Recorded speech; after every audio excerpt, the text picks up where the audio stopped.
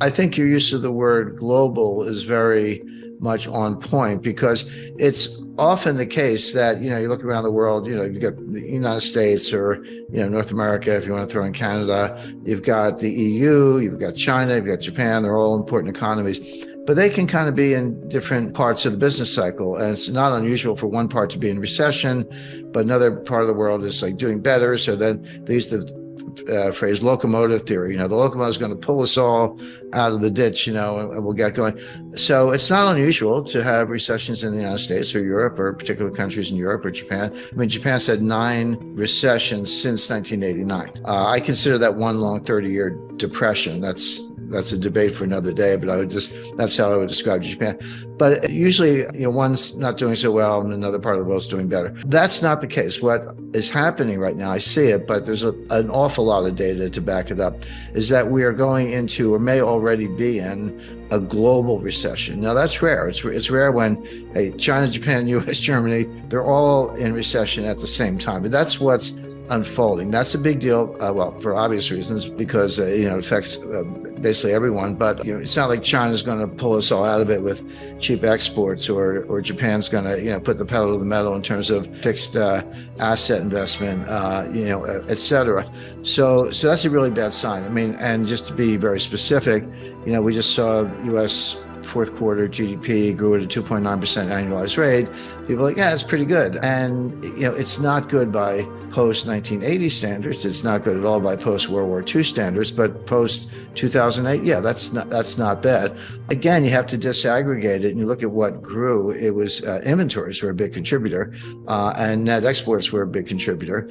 Fixed asset investment in particular, there was a big load of aircraft orders for Boeing, which is notoriously lumpy. They'll have a big month, blowout month, and then nothing for a couple of months, not nothing, but something very low. So when you look at that, inventories are counted as part of GDP, of course, but it's not necessarily a good thing. If inventories are piling up, it means retailers are not buying. The stuff's arriving, and this kind of goes back to the whole supply chain breakdown of a year ago. So you go back to, let's say, the spring of 2022. The supply chain had completely fallen apart. And if you were a purchasing manager and you were saying to yourself, okay, we're kind of coming out of COVID, we're going to start growing, but the supply chain is broken. So instead of ordering one, container, I'm going to order 3 containers because maybe one will get through the bottlenecks. I only want one, but I'm going to order 3 and hope for the best. What happened was a lot of the stuff was alleviated, not for good reasons, not really for logistical reasons, but because the consumers slowed down a lot beginning in June, partly in reaction to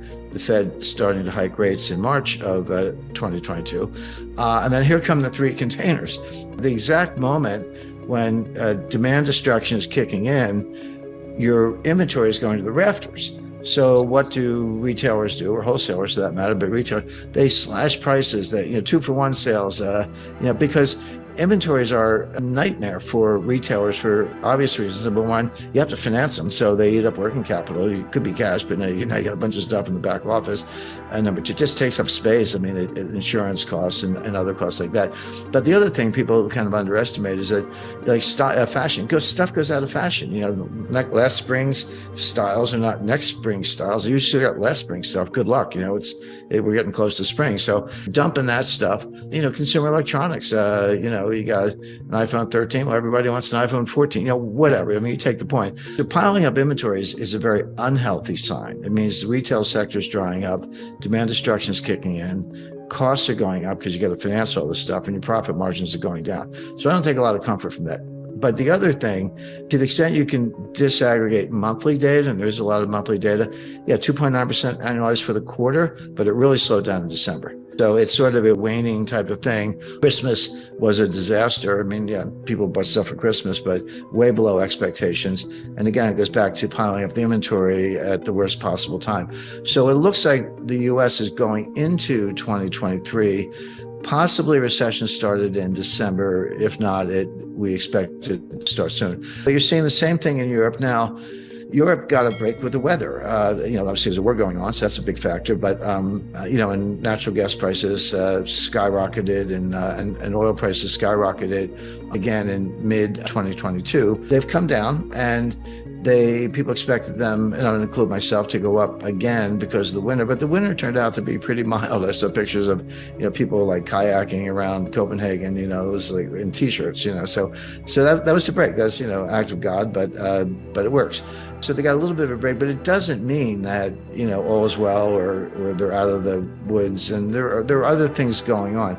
China is a basket case. They went from zero COVID, which was, it was bad public policy and bad health policy, but they did it anyway, maybe for political reasons, because Xi was trying to get through the National Party Congress in October. But he did, and he's emperor for life, and the new Emperor Xi. So they flipped almost on a dime. Now, there were riots beginning November 24th, 2022, pretty bad ones. People raged through cities. They tore down all these testing tents. They knocked down barricades. They hung banners. And the leadership in Beijing, they're looking at this thinking Tiananmen Square in 1989. So they just turned on a dime and said, okay, let it rip. The policy, let it rip. Okay, let everyone get infected, and we'll do the best we can. But one of the ways you get through it is by letting it rip, and you develop what's called herd immunity. And that's what worked in North America and Europe. And so China decided to let it rip. But when you look at the numbers, you're like, okay, you have 1.4 billion people. So you take a modest infection rate, meaning, like 30%, let's say, you're talking, round number, 450 million infections. And if you assume a modest mortality rate at 1/4% 1%, and that's borne out by the data, you're looking at close to 2 million dead. But the other difference between China and Europe and the US is that they don't have the healthcare system to deal with it. Our healthcare system, which is pretty good, was strained. Same thing in Europe. China has nowhere near the ICU units, the oxygen, the treatments, the professionals, the nurses and doctors, not even close. And when you get out to the village level, which is where most of the people still live, believe it or not, they often have nothing. It actually is an interesting supply chain twist there, because the Chinese were more or less told, you have to self-medicate. We don't have the hospital beds for you. So they went out and stripped the shelves of ibuprofen, Tamiflu, Motrin, Clopin, whatever they could get.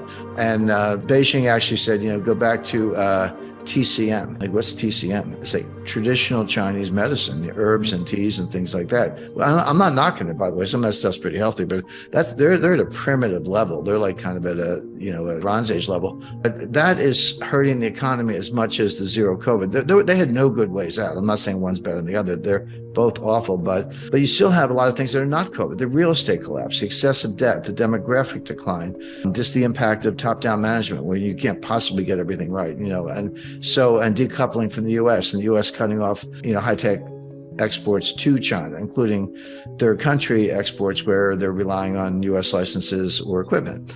So China's in a deep hole, probably in a recession. Japan, same thing. So the global economy is in bad shape. It's going into a recession. Now, a lot of people have said that, we're going to have a recession as if it's no big deal, but they're expecting a mild recession. And I see a much more severe recession based on a lot of factors, some of which we've spoken about.